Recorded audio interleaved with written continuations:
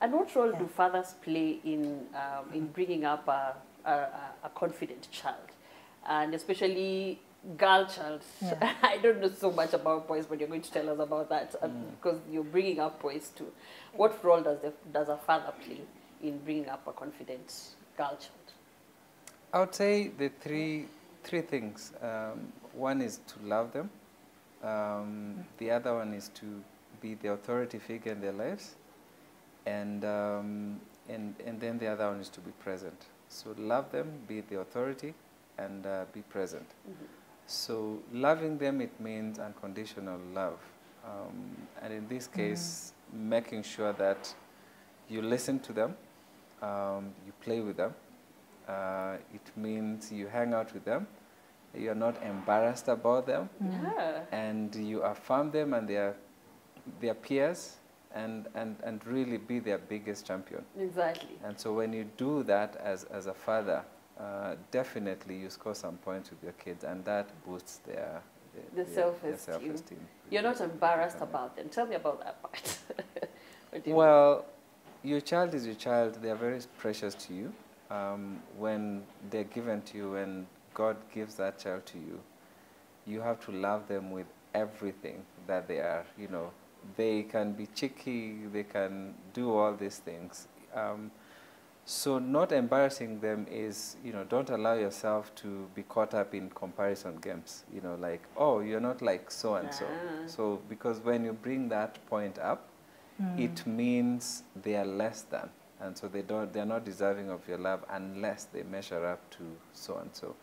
So that is very, very key, that you don't compare them. Because when you compare them, the message is, you know, I don't really matter before you. Wow. And your child doesn't want to know that, because according to them, you are their biggest hero, independent, you know, whether you're mother or father. And so don't cross that line. Don't compare them. Even with their own siblings, each child is very special. Yeah. Comparing is really a turn-off for them. Tell me about affirmation and how you maybe deliberately, what are some of those, what like very practical ways that you used on your child, or maybe you've used on your children that have worked, and with the 20-year-old now, she's in college, like you've seen it play out right now wherever she is? Being real and just being very practical. And okay, for me, every time in the morning when she wakes up, I'll tell her, you know, you're the bright shining star, you know, so that when she goes there, she knows out there things are not really easy, especially right now that she's out there studying, and to know that she can be anything she wants to be, you know, and also reminding her the roles we played when she was growing up. So just affirming them and reminding her that you can be anything you want to be.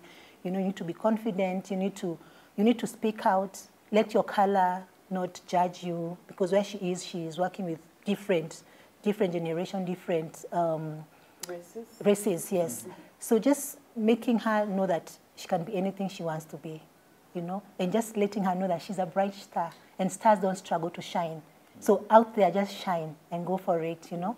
Yeah, and knowing that our parents are really supporting her and being there for her, and saying being real is that I sit down with her and talk about the struggles people go through, you know, even as a teenager and now as an adult, you know, there are many struggles out there. And just talking to her about also relationships and the obstacles you might go through, you know, because we went through all those. You know, we're not perfect. So just her knowing that you can go through things, but you can make it, you know? Yeah, because you're a conqueror. Just mentioning those powerful words. Yes, affirming words. Affirming words. You know, it's unfortunate because sometimes it's unfortunate that some parents would actually be the first people to speak very negatively to a child. Yeah. You know, wewe hakuna usikizangi, wewe ni mjinga, ama I don't know, like it can be very condescending for the kids. What do you think is the effect of that? And I see it a lot, like I experience it. Sometimes you're in a matatu and you know, like the way young kids would get into a matatu, and they're there and the conductor is like, "Nini tokeni, songeni nyuma, fanyeni." You're thinking you're actually talking to children. You're not talking to adults. If you were to talk the same way to an adult, they'd feel so bad. But why don't we even respect these children to know that if you talk to a child the same way, like you're talking to a child, but it might have more effect than even an adult, because an adult can know how to deal with it. Tell me about that. How important is it to address and respect a child, and how does that now build up to them having a lot of confidence in themselves? Well, I think it's true that that the tongue it's very powerful. What we say, our words are very, very powerful in shaping up a young mind's life and a future, and more so as a parent.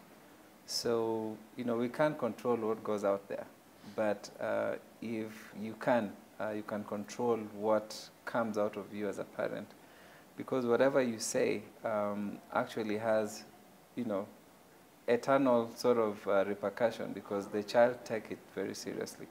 So if you call your child a sheep, they'll end up behaving like one. If you call them a champion, then they will behave like a champion. So it's very important that we weigh and measure our words, and more so from the perspective of who we are, what we went through. And so if there's anything that you hated being told, then you must hate those things, those words with passion, and not pass it on to your child. Don't catch up yourself, don't be caught up, telling your kids these words that really will bring them down. Because it will, it has the effect that, you as a parent, they look up to you and they'll take your words seriously. So if you can tell your child these words, if you call them bad names, then when they go outside, it's just going to be repeated and they will take it.